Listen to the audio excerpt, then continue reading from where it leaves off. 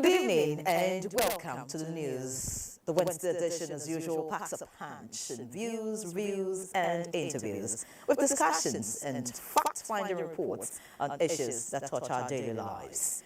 We'll be in different parts of the country to track events as they unfold with our lenses trained on the key actors. Tonight, you can leave, but don't close the door. ECOWAS keeps door open for exiting members, Burkina Faso, Mali, and Niger. The new phase of livestock production as Borno invests in Ruga settlements with benefits and spin-offs on the app. And aviation, Max Air suspends domestic flight operations after crash landing incident in Kano. A bad slice of onions brings tears to the eyes of farmers in Nigeria. We have a discussion with an administrator who knows these onions.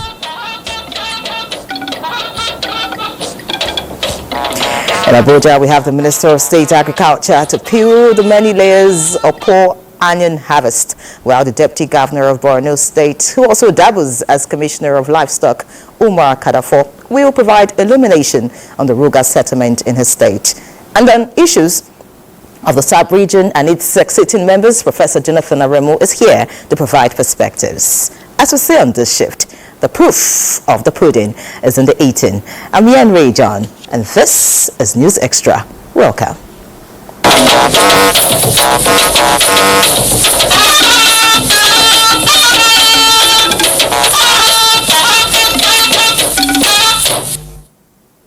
All right, let's hit the road now. Rebuilding the Lake Chad Basin to ensure peace and promote development for a Brazilian community was the focus of the 5th Lake Chad Governors Forum hosted in Maiduguri by the Yobe State Government.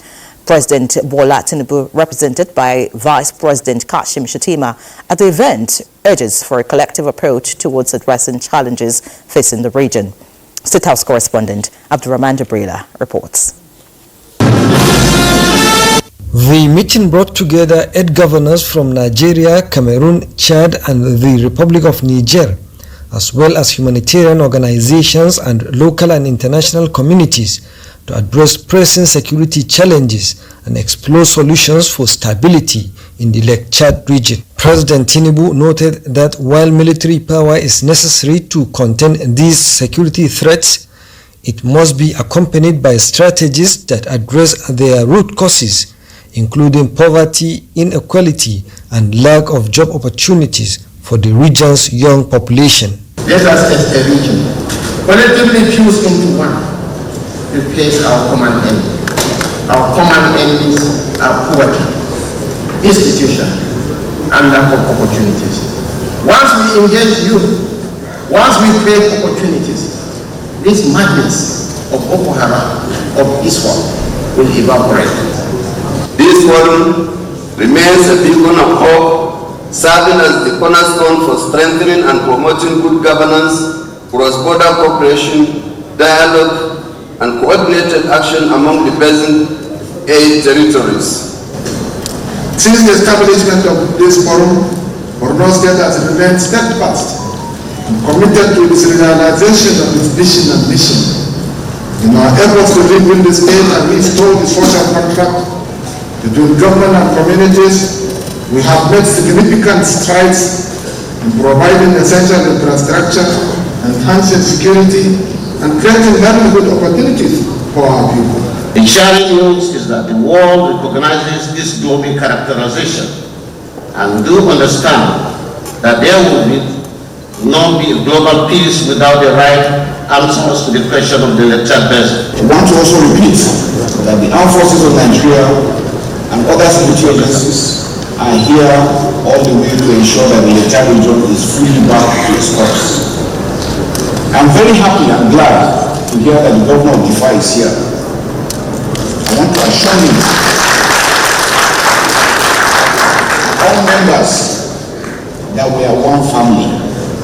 There is no dispute between us that cannot be solved. The Governors Forum is a testament to the belief that the challenges we are facing transcend borders and require collective solutions. Boko Haram, insurgency has demonstrated that instability in one corner of our region reverberates across the entire basin. Chain of events have disrupted the stability of the region in the past 15 years and demand that power must be wielded responsibly to guarantee the safety and prosperity of the people. From Maiduguri, Abraham Jibrila, NTA News. The recent inauguration of the Ngurenam multi-billion naira Ruga settlement in Mafa local government area of Borno State is an initiative that demonstrates the commitment by the federal and Borno State governments to sanitize the country's livestock sector, previously considered to be crumbling. Muhammad Abubakar reports that the expansive facility that shares boundaries with Magumeri and Marte local government areas can simply be described as the game changer in the sector. The report. Across the four corners of this facility, situated at Ngaranam along the Maiduguri Dikwa Gamborungal highway that is now home to about 700 households, are facilities necessary for human and animal habitation, notably water, an expansive grazing area to cater for a large number of livestock all year round, a market, school, and most importantly, security that is critical in ensuring its functionality owing to the ugly past the host local government Mafa was noted for. Also in the facility are well-equipped health centers to cater for any emergency involving the occupants and livestock therein, not to talk of some additional facilities for milk extraction and fodder making all year round, all deliberately provided to add to the value chain expected to be generated.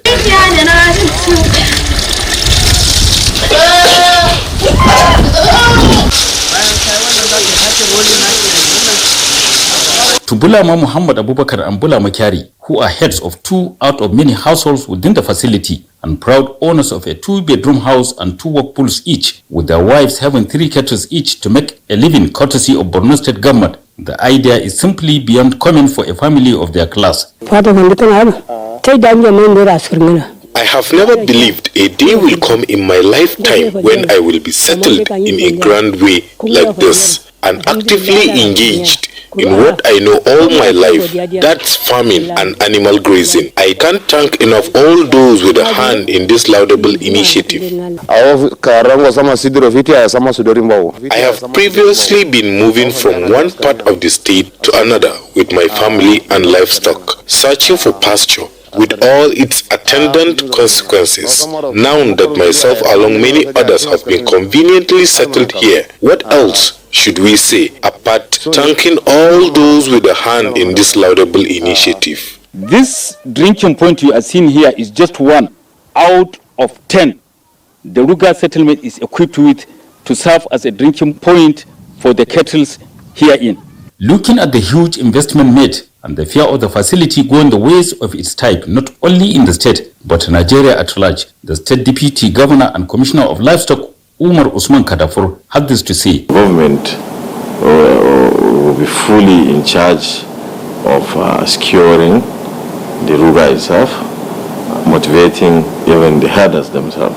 With this development, the incessant conflict between farmers and herders is to a certain extent eliminated, and they will no longer need to be moving around across Nigeria with a large number of livestock looking for pasture. As such, among other necessities for the sector to thrive are adequately provided. Maiduguri, Muhammad Abubakar, NTA News. And still on the Ruga settlement, we have joining us now the Deputy Governor of Borno State, Umar Usman Kadafur. Many thanks for joining us, sir.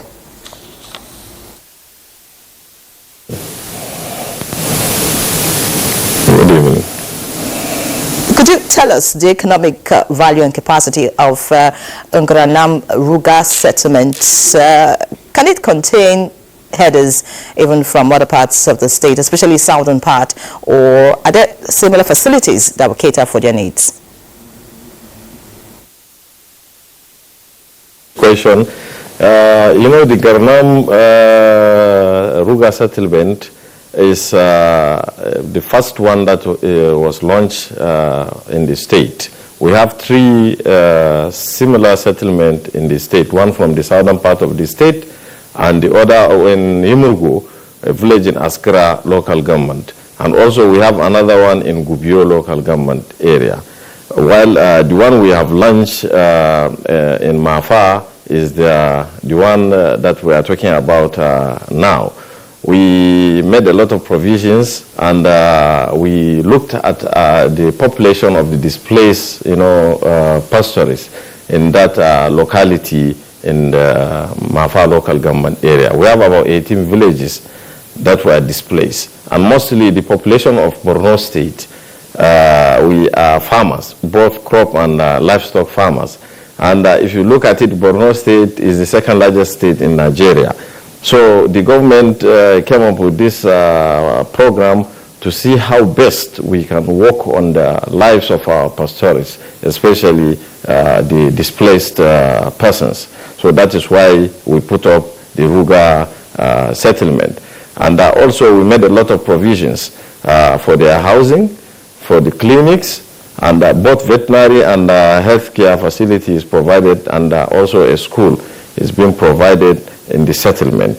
And also we are going to drive the process because we have taken over the ownership of the whole program in conjunction with the federal government. While the federal government is providing 40%, the state is providing 60%. And also we have taken over and we are ensuring that this program is sustainable. So I assure you, inshallah, we are going to secure the place. We're going to provide a lot to those who are there. Already we have, we have provided a lot. We have a veterinary clinic, we have a pasture farm, and also the Ruga is positioned in a stylish way, whereby it linked with Ngaranam and Magumeri and Marte grazing reserve area, so that the pastoralists can now graze freely after we have established even the pasture, which also the local government area in conjunction with the State Ministry of Livestock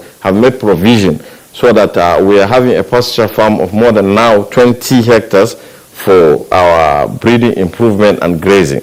We also want to provide veterinary services to those inhabitants of the settlement. And also, how do we improve on the value chain processes? We have the feed mill, we have the milk collection center, of which if the pastoralists went to sell the milk in the market and they were not able to sell it at that day, they can bring it back to the settlement. We have a milk collection center and preservation for them to preserve their milk for future, businesses, so they can take it in any other day to the market and sell it. We are providing services also. All right. Many thanks, Deputy Governor. Because of time, you said this is of benefit to displaced persons. Besides that, why is the government of Borno State prioritizing investment in Ruga settlement? The displaced people, as I mentioned earlier, they are pastoralists and crop farmers. So, and they are indigenous of our state. If you look at it, we are trying to diversify the livestock, business in the state. So this Ruga settlement is one of our plans. The next one is the part of the value chain. We have the agro-processing zone. We are going to provide like a guaranteed offtake to all the livestock farmers in our state and other stakeholders in the livestock, business. So that at the end of the day, we'll be buying from them and process it and even export it outside. That is the major reason. We want to improve and diversify on the livestock business in Borno State. All right. You already mentioned security being, on the mind of the government. Can you tell us how you intend to secure, this facility against all forms of threats in the face of security challenges affecting the zone? The settlement, where we had a lot of, consideration before even putting up the settlement. What we do, Borno State, as the epicenter of insurgency, we have been resettling a lot of, villages. So this one is still part of our resettlement process and recovery system in the state. What we do is we have a security team comprising of the governor, the theater commander, and other head of security agencies. They have to certify areas before we go and resettle people. So it's a lot of process, but we are determined to resettle our people. And as we are doing it, we take into consideration the displaced people, the displaced communities, and whatever we are going to do in our resettlement process, we make sure we make provisions for those people who are resettled back into their ancestral home to have a life, to have a source of livelihood. So we consider what do they do, and that is what we prioritize before resettling these people. Many thanks, Deputy Governor Umar Usman Kadafor. Because of time, we'll have to leave the conversation at this point. We wish you the very best, and of course, we'd like to see all of this materialized to, benefit of the people of Borno State. Many thanks once again.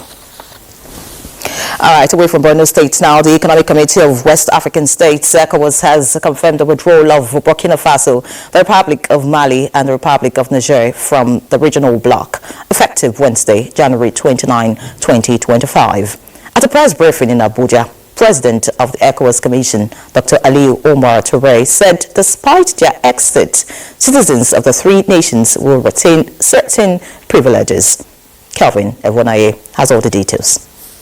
The withdrawal of the three Sahel states was ratified at the December 15, 2024 summit of the Authority of Heads of States and Government of ECOWAS to take effect from January 29, 2025. So, at the moment, the hitherto 15-member regional bloc is now a body of 12 members. Despite the depletion in its numerical strength, ECOWAS says it remains focused on its objectives, and that citizens of the three affected countries will continue to enjoy privileges accruing to all ECOWAS citizens until engagements with their countries are concluded, but with the time frame yet to be decided. The question of withdrawal is a sovereign decision. It's a sovereign decision, but ECOWAS has shown the whole world and the community in particular the value of being a member of ECOWAS. This is the region, the only region on the continent where with a simple ID card you can move from one end to another end. I'm not saying there are no problems, but legally you can move from one end to another end. This is also a region where member states can trade freely among themselves. Niger, Burkina Faso, and Mali indicated their intention to leave the ECOWAS bloc in January 2024.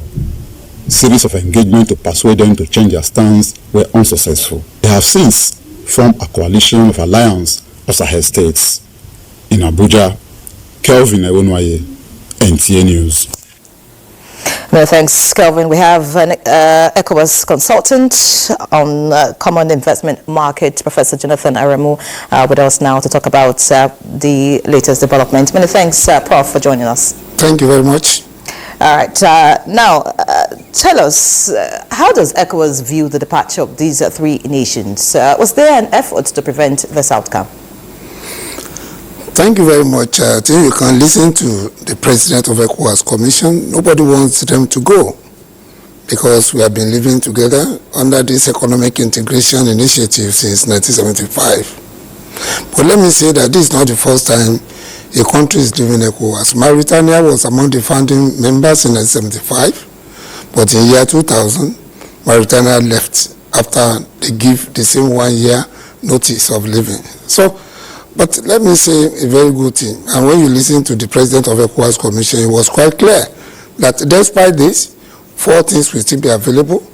The passport that people have will still allow them to move freely. They are going to move freely with their visa as well, and then it's going to be a visa-free movement. Thirdly, is the fact that as much as possible, the member states personnel of these countries that are inside the ECOWAS Commission will be giving full support. And ETLS, which is ECOWAS Trade Liberalization Scheme, they will still continue to enjoy it. So I think that it is something which nobody wanted when you listen to the mood of the president, but at the same time, since the condition has been fulfilled. So I think that is why the ECOWAS president had to come out with that wonderful message. All right, in your view, do you think the withdrawal would affect existing ECOWAS trade agreements, treaties, and free movement that involve these nations within the region? You say what? Pardon? Do you think that their withdrawal would affect ECOWAS trade agreements, treaties, and free movements that involve these nations? Yes, they will still continue to enjoy. After all, African Continental Free Trade Area is more or less it's a free trade area, which means there's not going to be any import duty among member states. So why would they not enjoy equal trade liberalization? They should continue to enjoy. Let me say, over the past many years, nearly 50 years now, these member states, they have been crisscrossing of member states and their business activities.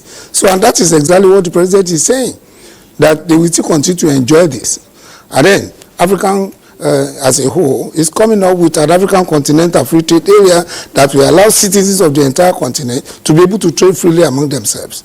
So, and even Mauritania that left is having an economic partnership with ECOWAS, and they are negotiating the economic partnership agreement with European Union with ECOWAS. So, I mean, we are still together. So I think that is... These countries have military-led governments. This practically is a shift from democratic governance in the region. Is this not a cause for worry for a region making efforts to entrench democracy? And wouldn't this encourage other ECOWAS members to reconsider their membership? I think that is just the worry of the head of state of ECOWAS when they take that decision, because they want their member state to be to be democratic government, elected people, not people just coming to take up governance when they were not being elected. That was the basis for this kind of problem. And well, I don't think that one will change, because ECOWAS have been on that kind of a line for quite some time. Some states have actually have that kind of crisis in which ECOWAS came in and restored democratic government. I think that is the issue. ECOWAS will continue to support democracy. Beautiful. Just, so we can round up this conversation, is there a possibility, or if you like, do you perceive that there may be reconciliation or reintegration of these countries in the future? I think so. There are all possibilities of reconciliation. The doors is not closed yet. And the doors are not... You see, the mere fact that the president said that the various ECOWAS protocol will still apply is an indication that why not? Anytime they are ready to come back, I don't think ECOWAS will deny them. Mauritania has been negotiating. Mauritania is having a lot of relationship with ECOWAS, and so I think that to me, I will want them to come back, and I think they may still come back. All right, a fine point to leave the conversation. Many thanks, Professor Jonathan Aremu, for joining us on News Extra tonight. Thank you. All right, let's move away from ECOWAS and all the issues and look at Niger State, where the governor, Umar Bago, has ordered the immediate search and evacuation of explosive materials from Sabubegi, a community where an explosion claimed 2 lives and destroyed property. Salihu Gwanara reports that the governor gave the directive when he led state and federal government delegation, including the Minister of Information and National Orientation, Muhammad Idris, in a sympathy visit to the affected community. Although Niger State is known as the Power State, it also prides itself as having the largest landmass in Nigeria, sitting on several natural resources. The quest for these resources has made illegal mining activities attractive in remote communities like Sabon Pegi, about 300 kilometers away from Mina, the state capital. The state and federal government delegation are here not only to sympathize with the victims and people of the affected community, but to as well drop some words of caution.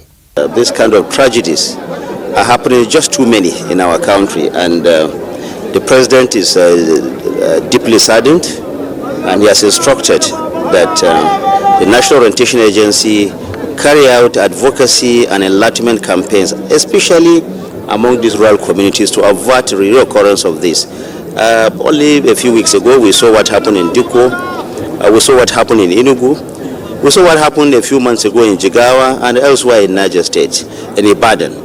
These are tragedies that are virtually man-made. We cannot allow them to continue. People cannot just come, store explosives in their house with the aim of using them at their mining sites. This is not acceptable. You heard what the governor of Niger State has said.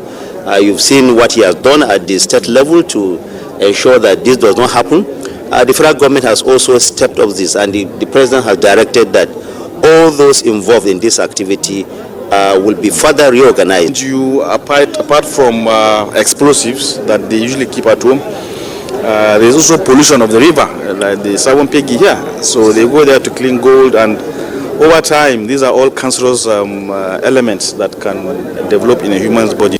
Niger State Governor Umar Bago announced the donation of 224 million naira to the victims on behalf of the state government and the immediate past governor, Senator Abubakar Sani Bello. We have come here to discuss with the people so that they can surrender some of these explosives they have with them to the committee of NEMA and the State Emergency Management Agency with the security agencies, so that they can store it for them wherever that is better, instead of putting it in their houses, to avert further cases like this. And we have been able to come with some succor to support them financially. As evident from the crowd behind me here, the stakeholders also agreed that there's need for enlightenment among them, especially those who are not educated and involved in these mining activities. The delegation at the palace of the Emir of Borgu, Muhammad Haliru Danturu, prayed for peace in Niger State and the country. From Sabo Pegi in Mashegun Leku government area of Niger State, Salihu Abdullahi Gwanara, NTA News. Many thanks, Salihu. In other news, to complement the ongoing federal government retraining exercise for 120,000 frontline health workers nationwide, the Renewed Hope Initiative has presented 10,000 professional kits to midwives in the 6 North Central states.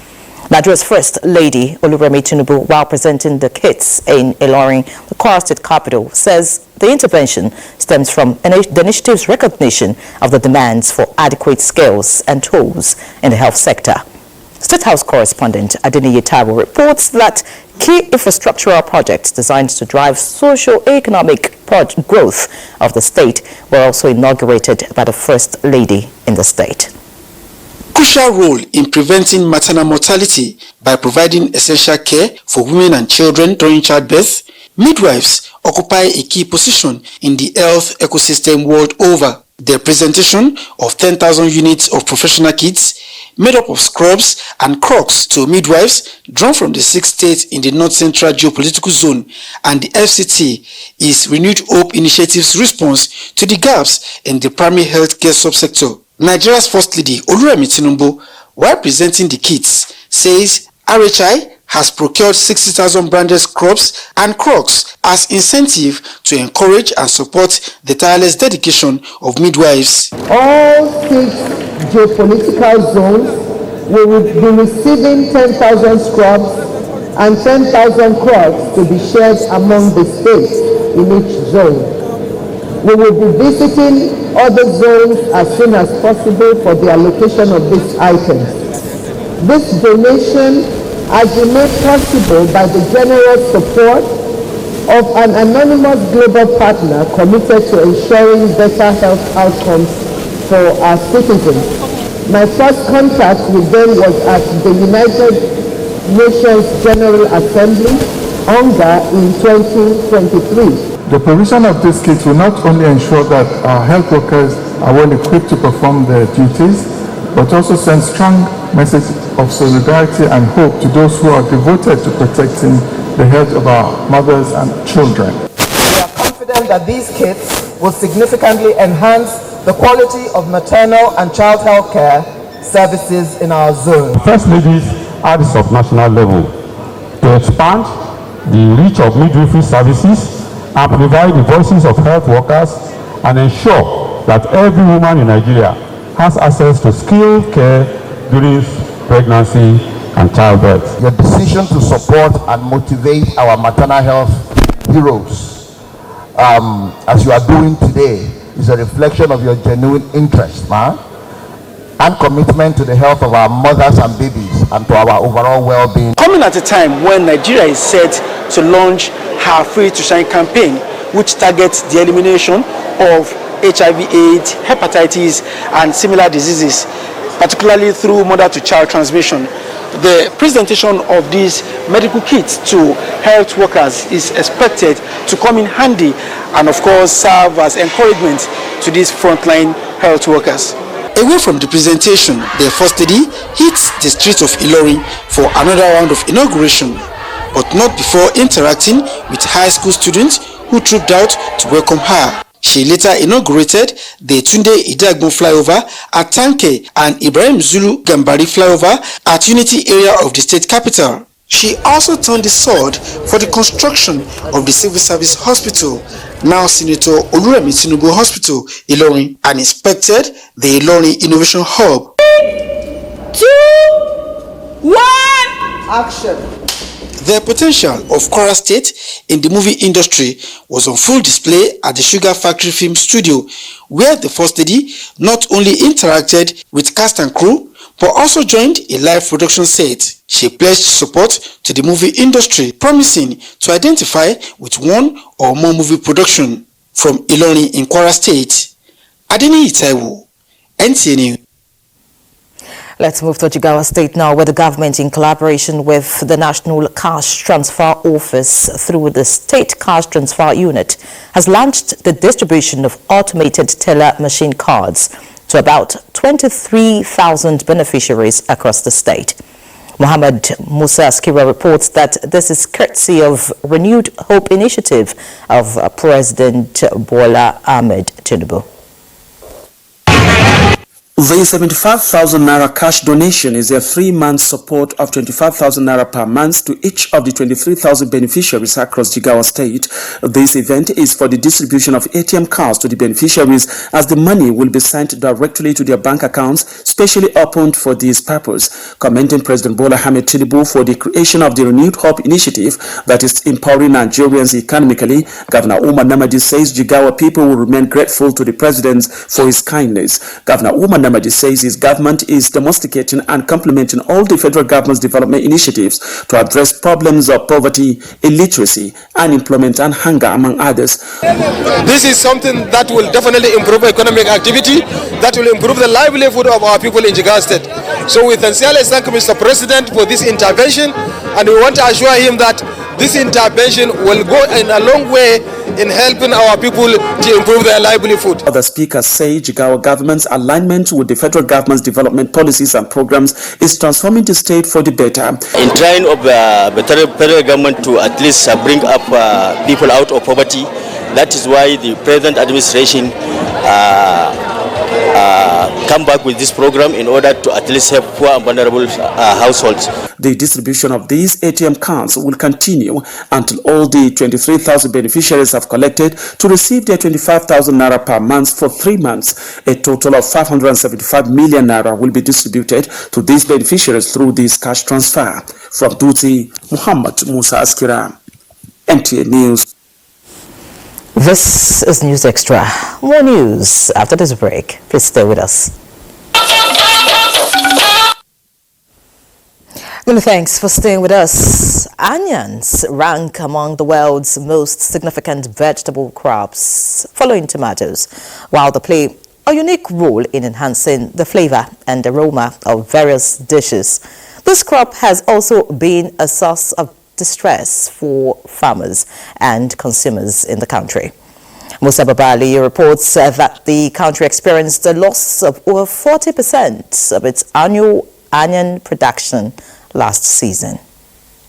The bond between the onion and its consumers mirrors the essence of the vegetable itself. The bulbs are cherished when they are large, smooth, and beautiful, but they create tears when painstakingly peeled layer after layer.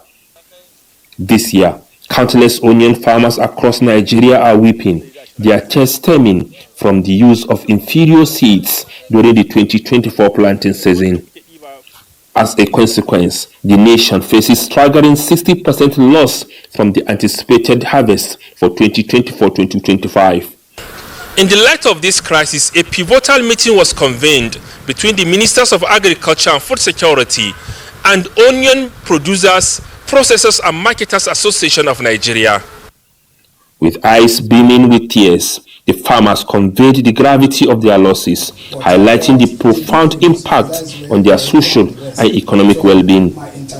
With the current storage facility that we have, if we store 10 bags in our normal place, we call it Rudu, Kobuka, If you store 10 bags, in July you will get 7 or 6. In October, you will get 4. Once it gets to December, you only get 2 bags. That is if you are lucky. So all the remaining bags, you have lost it. Not that it's rotting, it did not rotten, but it will shrink. You will see plenty of the scale instead of the onion bulb.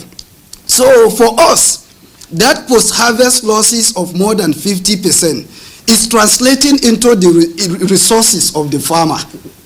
It's translating into the time of the farmer, the effort of the farmer, the labor of the farmer, and the nation is losing. Let's see what do we need quickly, because this is something that we have seen way ahead of time. Not only that we wait till March and we see the kind of, but we have seen the expected losses. In terms of the projection. In terms of the projection. It's good that you have brought this. I think we should begin to now look at, because there are 3 things you mentioned. Yes, sir. You are talking about the flood. Yes, sir. Okay? Yes, so sir. now you are asking that we should give you support to go back into the rainy season. Yes, so how do you mitigate flood?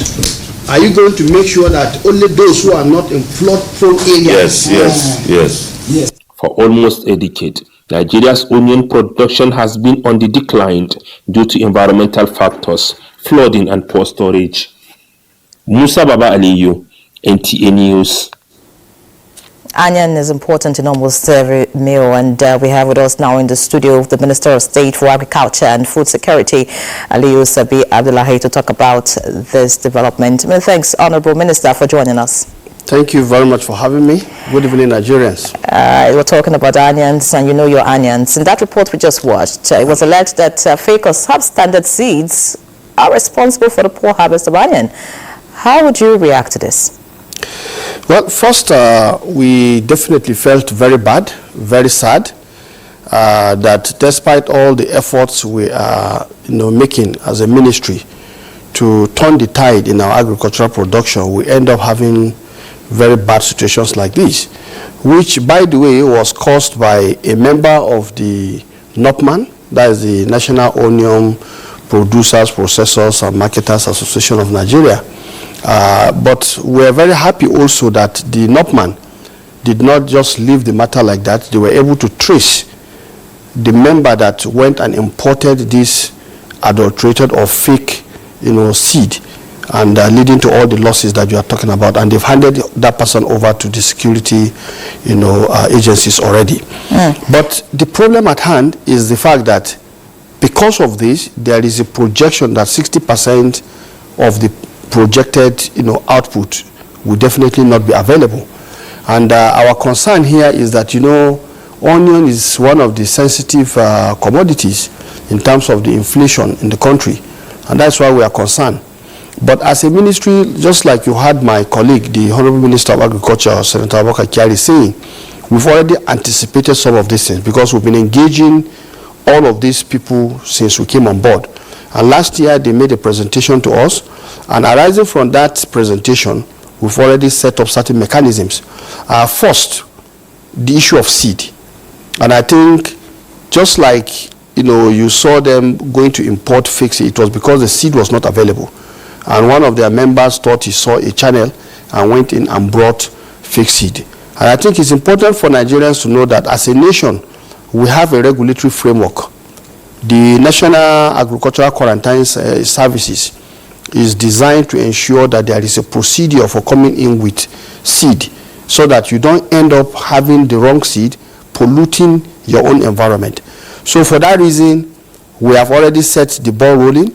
The National Seed Council, the National Horticultural Research Institute, they are already working on building our own in-house capacity for seed production for onion, and most importantly, even for the other crops. But then the inflation-sensitive crops like onion, pepper, and tomato, I think, are receiving a special pride of place in our programming, and we are hoping this year we'll be able to scale up whatever we're doing along that line. Fantastic. Good to know that the ministry is doing something about this development. Now, storage has always been a major challenge in onions farming.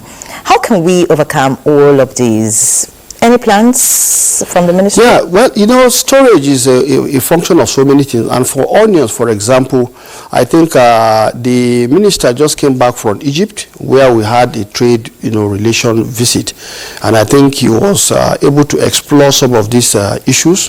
And I think we've seen a window where right now we are working. There's a technical working group that is going to work to see how we can also look at what technology to adopt to support the storage of onions, for example. I think the method we are using vis-a-vis the method that the minister saw in Egypt, it showed the Egyptian method is giving them up to 80% protection in terms of reduction in post-harvest, which means they lose just maybe less than 20%. So we are exploring avenues to see what we can do to learn and then to bring back technology that will help our farmers to be able to store these commodities so that the shelf life is longer, availability is increased, and that way the price will not be a problem for citizens. All right, because of time, there are actually so many issues to talk about, but we have to go. What's your advice to farmers generally? Well, my advice is this. Mr. President, President Bola Ahmed Tinubu has said, plant the right seed, feed an entire nation. So seed is very important. Therefore, farmers should avoid going to bring any kind of seed. Seed are normally developed for specific agroecologies, for specific locations, and we are doing our best. Our research institutes are there. When you are not able to get a solution, approach us. We'll link you up with the right location where you're going to get the right seed. And I think we are taking actions very seriously. The National Seed Council is increasing the number of inspectorates so that they'll be able to see those who are doing sharp practices in the field. Because like you can see, the farmers are weeping because they planted the wrong seed. And that's why the president was right in saying, plant the right seed, feed an entire nation, so that no one goes to bed hungry. All right, it's been very insightful speaking with you, Minister of State for Agriculture and Food Security, Aliyu Sabi Abdullahi. Many thanks for being our guest on News Extra tonight. Thank you very much for having me. All right, now let's see all the news. In line with President Bola Tinubu's directive, the Renewed Hope National Homegrown School Feeding Program is upskilling its reach with the inclusion of integrated Quranic and Sangaya schools to tackle out-of-school children menace. The flag off of a pilot phase of the program was at Sangaya Primary School, Jere, Kaduna State. Tokbe Alabi reports. The federal government desires a massive enrollment of children of school age, and to achieve this, free meal is being introduced as a tool to attract pupils.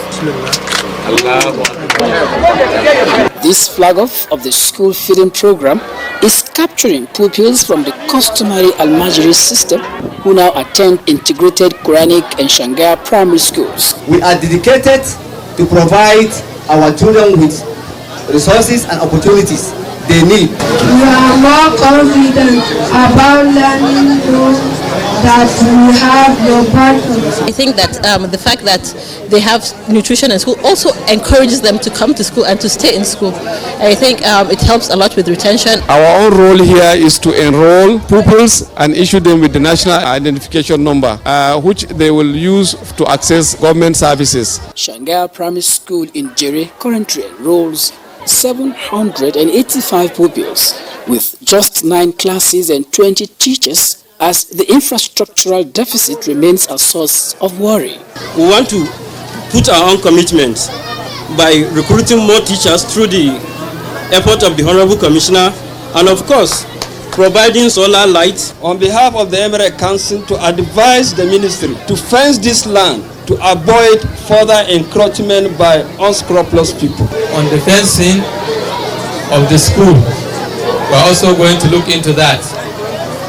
The school will be fenced and more security will be provided. We have seen all different areas and the problems, and we have collectively agreed that each of all will intervene. Initially, we have made promises that we will provide furnitures for the school. Before, the school feeding had not covered the elementary children. So we are looking by the year 2026 to feed close to 20 million children in Nigeria. The Renewed Hope National Homegrown School Feeding Program is currently feeding over 53,000 schools and 9.9 million pupils across 35 states and FCT. Tokbe Alabi, NTA News. Elsewhere, existing foreign and domestic investors are advocating the establishment of more functional economic zones in Nigeria, just as the federal government commits to better ease of doing business environment for all businesses to thrive. This was at the second existing foreign direct investors roundtable and regulators forum hosted by the Office of the Vice President in Abuja. Betty Adams reports. On one side of the table are multinationals, captains of industry, development partners, and foreign investors. On another are regulators and government, both at federal, state, and local councils. The conversation is about attracting and retaining foreign direct investment in country as well as domestic investment. There's a lot of money in this room. Let's make sure that some of that money is transferred to other parts of Nigeria. Speakers here agree that more work needs to be done in simplifying business processes, improving transparency and accountability across MDAs, in addition to enhancing infrastructure and logistics, especially at the Nigerian ports, to reduce customs clearing time, among other key issues needed to improve the ease of doing business in Nigeria. Our collective aspiration is that the outcomes from the launch of Nigeria's regulatory impact assessment framework, along with the insights and lessons from existing regulatory initiatives, will drive measurable impact for productivity and competitiveness across key sectors to improve the Nigerian business environment and support the economic initiatives of the government. The launch of Nigeria's regulatory impact analysis framework is a game changer as the stakeholders believe it will go a long way in deepening sectoral reforms, especially in high-impact sectors of agriculture, manufacturing, and ICT. We are creating a stable and predictable macroeconomic environment that will allow investors to thrive and contribute to the long-term prosperity of Nigeria. And we're committed to making sure that you will prosper here, that your businesses will grow and scale, and that from here you will export whether goods or services to the rest of Africa and the world. With more incentives and returns on investment promised, all parties agreed that only a firm handshake between public and private sectors would lead to achieving set goals. In Abuja, Benny Adams, NTA News. Now, the House of Representatives has described as baseless and unfounded allegations that some lawmakers in the National Assembly are demanding bribes from vice-chancellors of federal universities to approve their 2025 budget allocations. House spokesman Akin Rotimi says the allegations contained in an online medium are coming at a time when some heads of federal tertiary institutions have failed to appear before the House for budget defense sessions, despite their constitutional obligation to do so. The House spokesman notes that while recent oversight visits by the House Committee on University Education revealed poor governance practices in some institutions, certain individuals have resorted to blackmail ahead of the outcome of ongoing investigation. The House challenges anyone with credible evidence of misconduct to present it to the appropriate authorities, including the House Committee on Ethics and Privileges or anti-corruption agencies for independent investigations. Similarly, the leadership of the National Assembly has pledged to engage President Bola Tinubu on the need to conduct a national population census this year. Speaker of the House of Representatives, Tajuddin Abbas, stated this during a meeting with the management team of the National Population Commission in Abuja. Speaker Abbas expressed his support on the need for an order by President Tinubu for the National Population Commission to conduct a biometric census this year.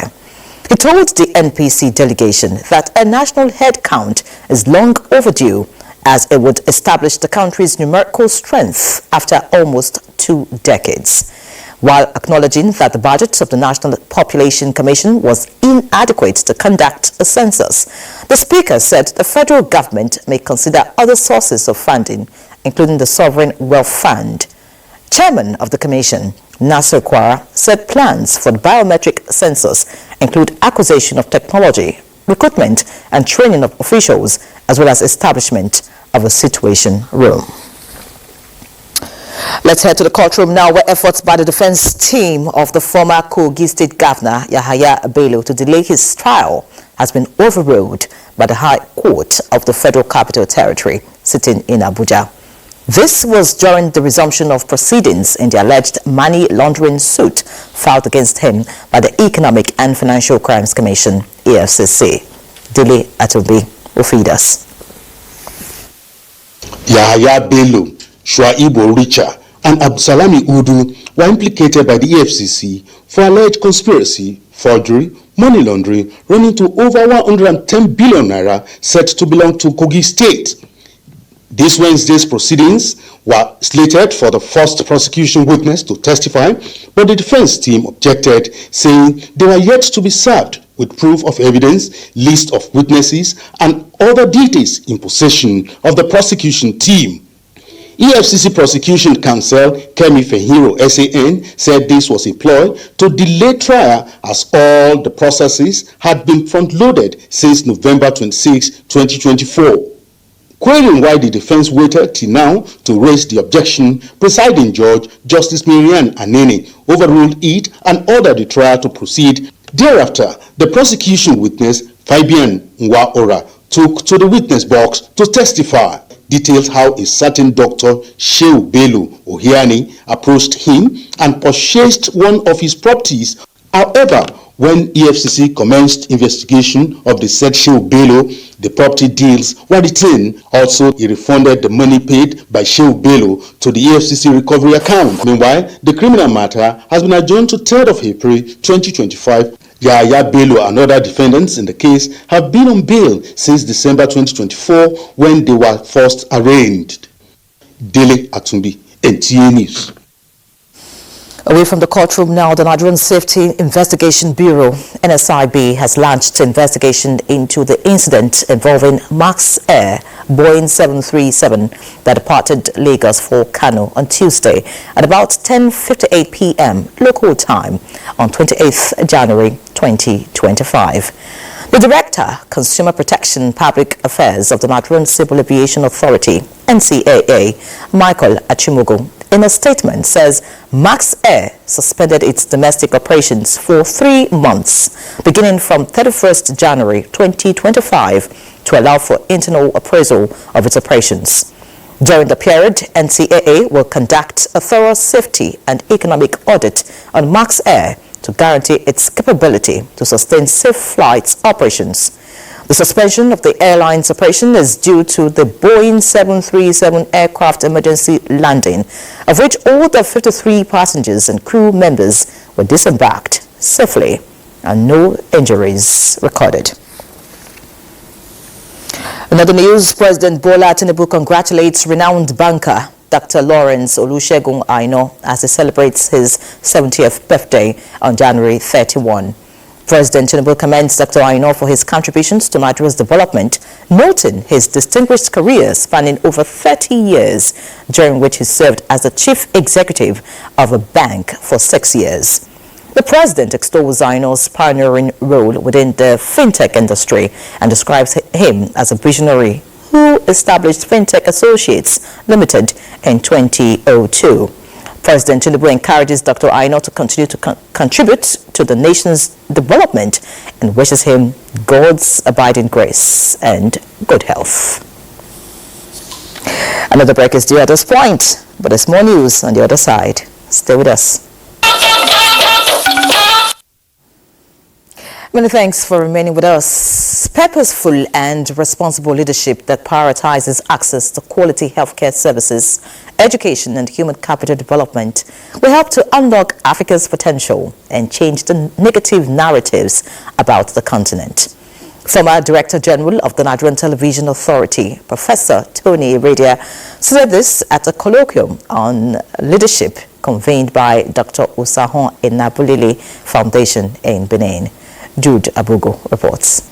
Leadership is often blamed for the slow pace of development of most African countries, and it is believed that good governance will harness the potential and resources of Africa for a better tomorrow.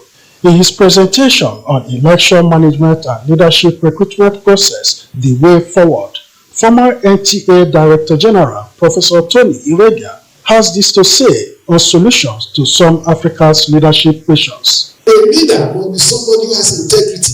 He must ensure that what he says he wants to do is what he does, and he does it in that same way. So those are leaders. Don't let us say that if we have a leadership problem, it is peculiar to Nigeria. Has never been and will never be.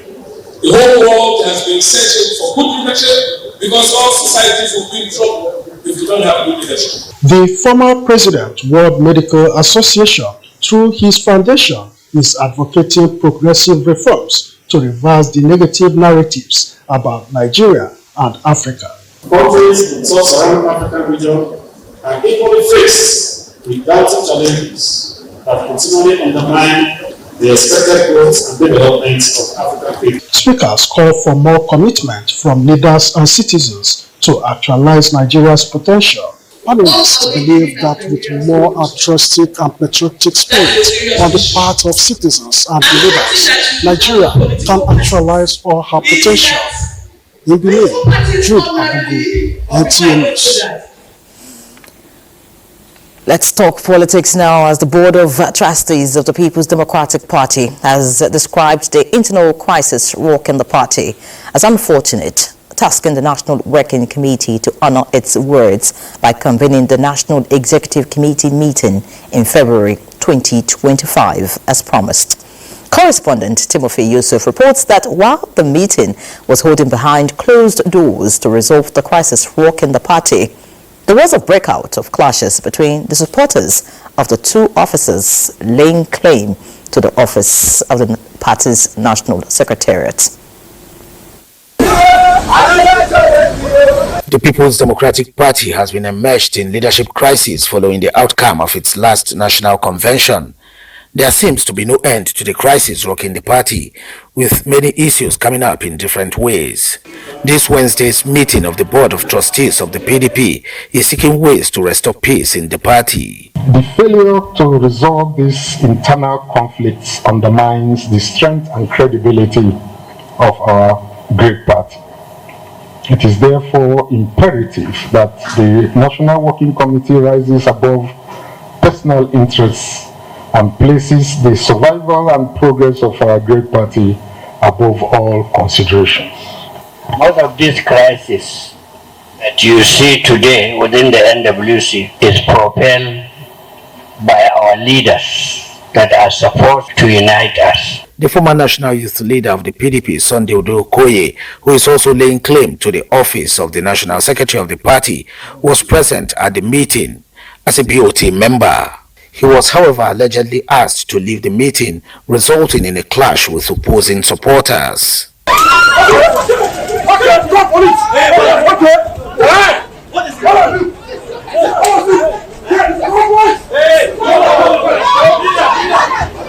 Addressing the media after the closed-door BOT meeting, in a 10-point communique, Chairman of the Board, Senator Adolphus Wabara, confirmed NWC resolved to convene next meeting in February 2025. BOT also set up a committee headed by Tanimu Turaki SAN to interface with the two persons laying claim to the office of the PDP National Secretary and feed the leadership of the party with findings towards resolving the internal crisis. The survival and future of the PDP going forward is dependent on time. Timothy Yusuf, NTA News. And away from politics, the Marshal of the Federal Road Safety Corps, Shehu Mohammed, has met with the National Chairman of Nupeng PTD to strategize on curbing petrol tanker crashes across the country.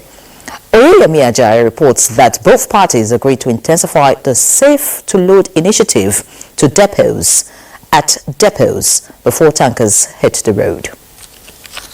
A firm handshake, but behind the gesture lies a pressing concern: the rising cases of petrol tanker crashes. For the Corps Marshal, this is not time for boardroom meetings or bureaucratic talk. It's time to take the campaign to the front lines himself. A face-to-face engagement between the regulator and the petroleum tanker operators, the FRSC and Nupeng PTD, to tackle a problem that has claimed lives and destroyed properties.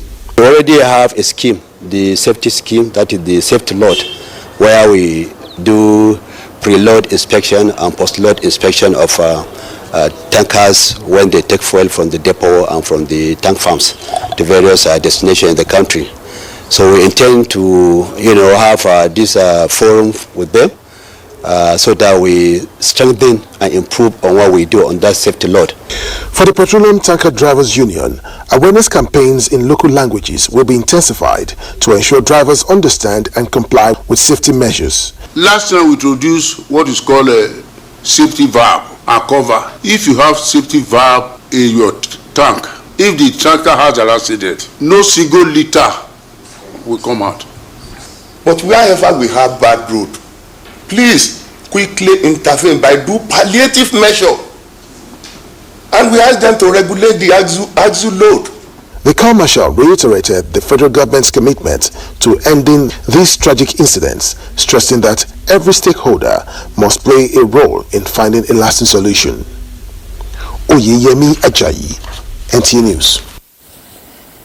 Now, the Federal Roads Maintenance Agency, FEMA, has carried out repairs on different field sections of federal roads in Ondo State.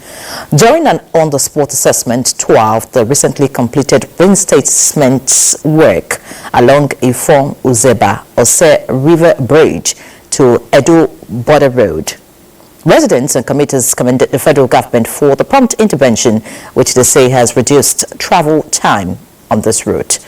Paul Omukago tells us more.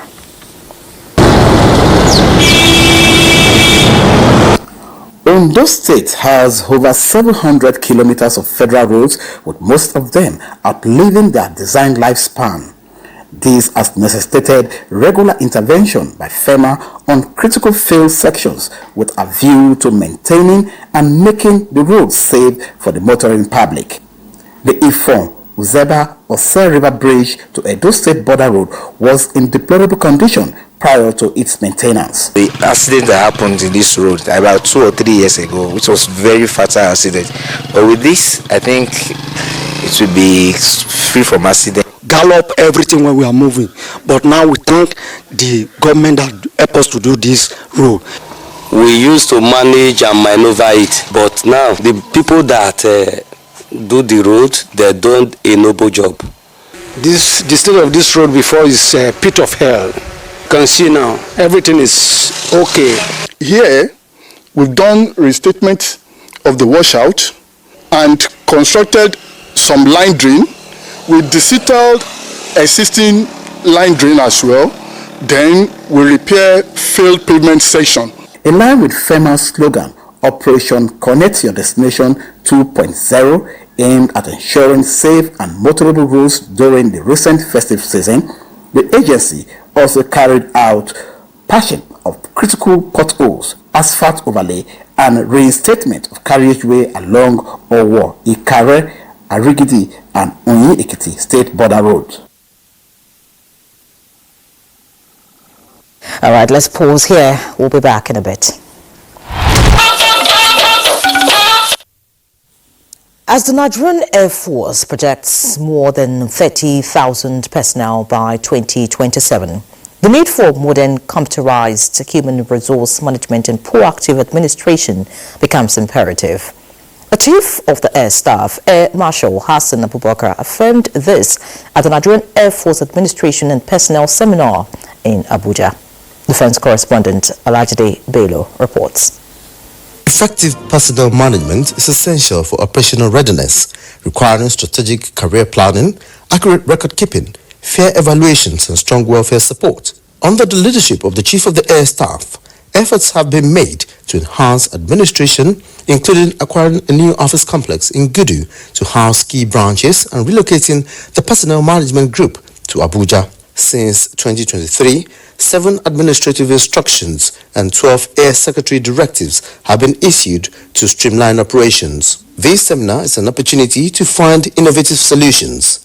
Digitizing personnel records, upgrading accommodation management, and leveraging data analytics will optimize efficiency and decision making. I therefore encourage all participants to think creatively and propose actionable solutions that can drive progress and advancement in our service. Furthermore, it is imperative to revive our efforts to computerize our personnel management group for seamless record keeping, to upgrade our accommodation management software, and ensure equitable and efficient resource distribution.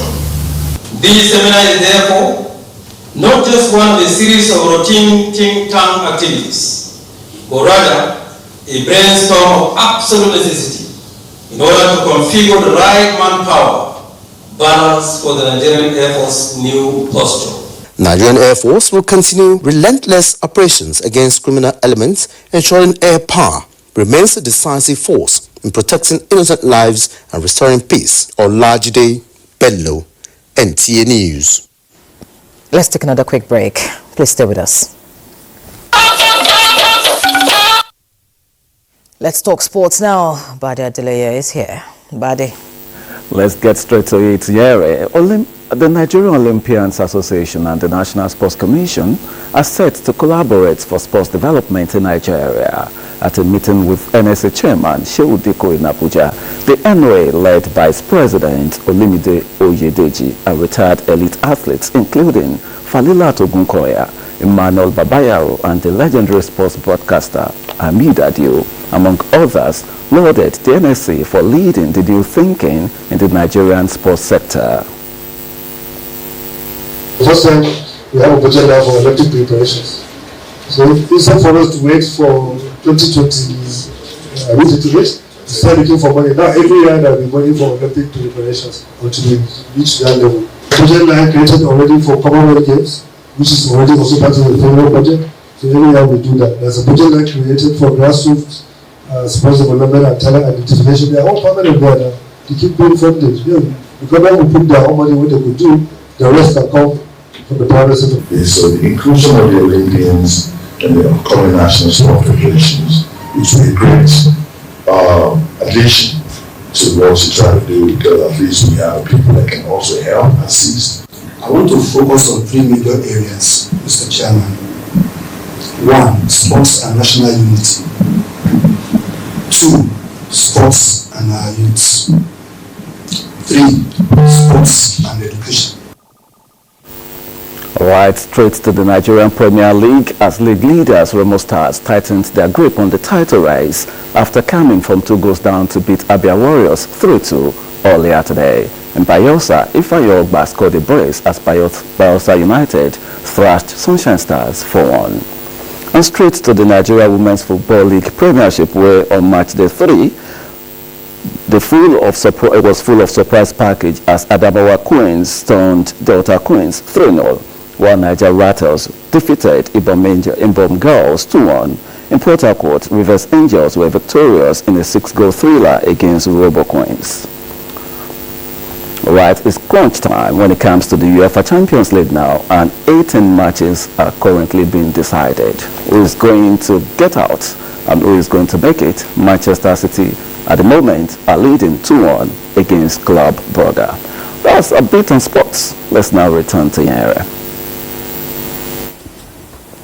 Many thanks, Bade, for the update. And of course, that wraps up News Extra tonight. Many thanks for being a part of it. Do have a good night.